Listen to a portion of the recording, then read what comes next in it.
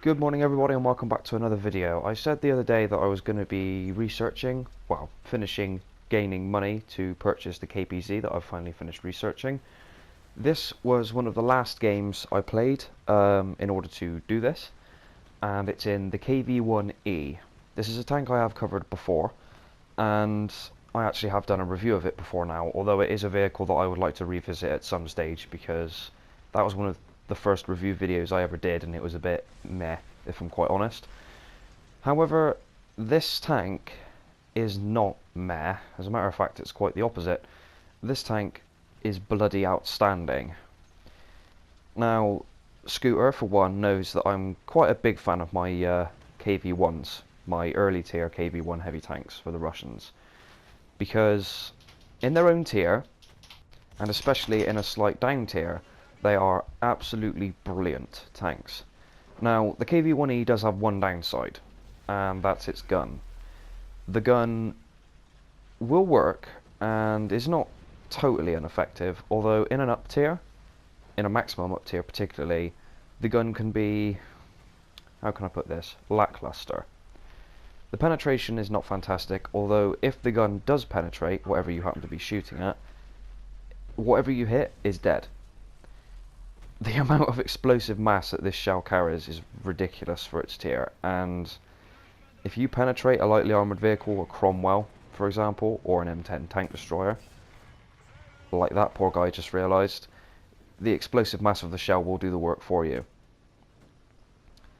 Now, as I said, I have covered this vehicle before, but I would like to cover it again. So, let's quickly go over some of the statistics for the KV-1E. It's a premium tank. It was at one point available in the shop. I don't know if it still is or not. It has a battle rating of 4.0, unlike the KV-1 ZIS 5, which has a battle rating of 4.3, but that's because of the gun. Because this thing doesn't get that gun, it has a battle rating of, as I said, 4.0, which is perfectly fine.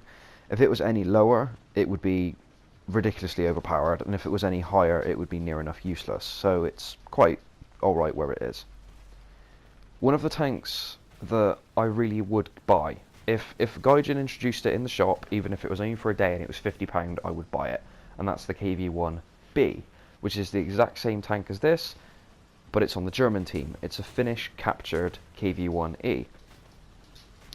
Now, the Finns did capture an awful lot of tanks during the continuation war and the Winter War, and further on into World War II, although the Russians pretty much cut their losses after 1939 when they realised that shit was not going particularly well for them and fighting the Finns was not the best way that they could be spending their time.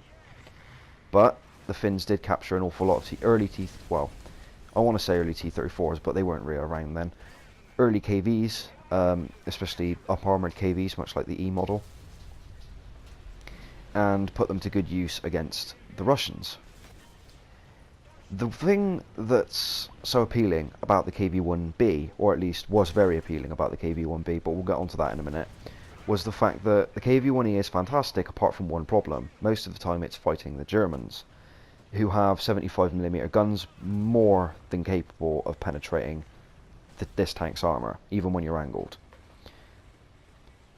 However, if the tank is on the German team, you don't really have to worry about this. Your only concern is fighting Russian, British, possibly French ground forces now, and the Americans, who don't always have guns that can penetrate your armour.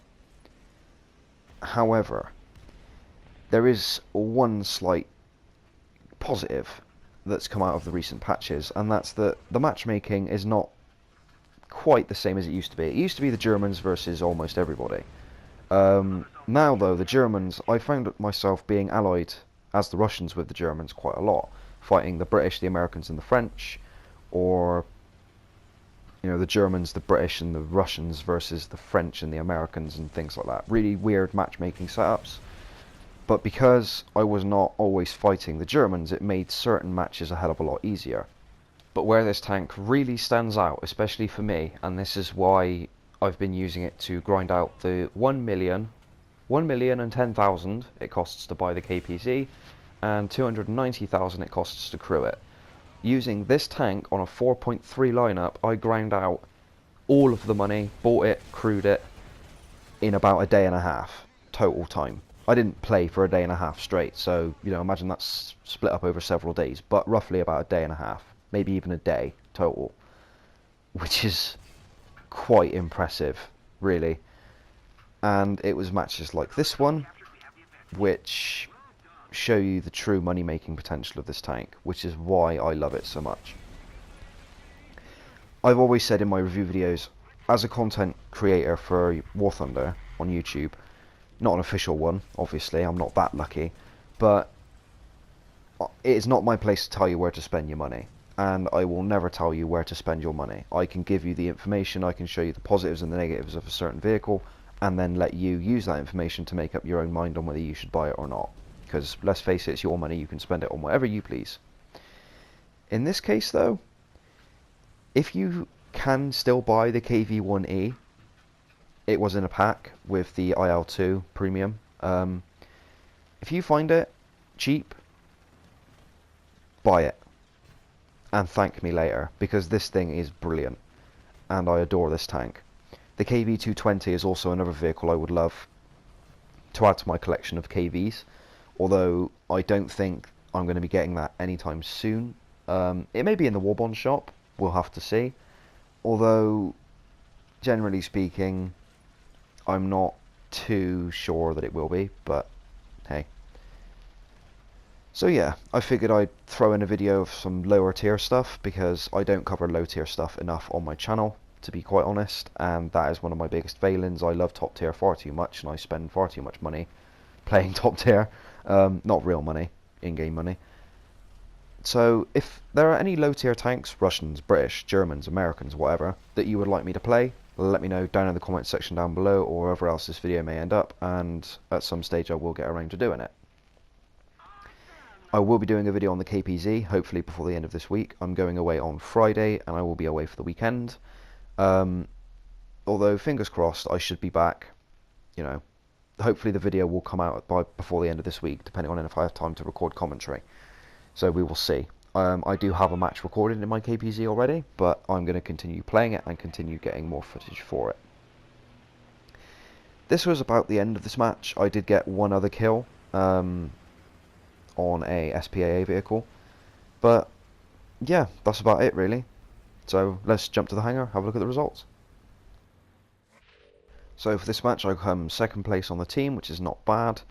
2,900 research, which is terrible, but I'm researching the T10, so, but look at the amount of lions I earned. 96,000, almost 100,000 lions for one game. So yeah, this tank is brilliant at that. Anyway, thank you very much for watching. I hope you guys enjoyed the video. Please like, share and subscribe for more, and I will see you in the next War Thunder video. Cheers.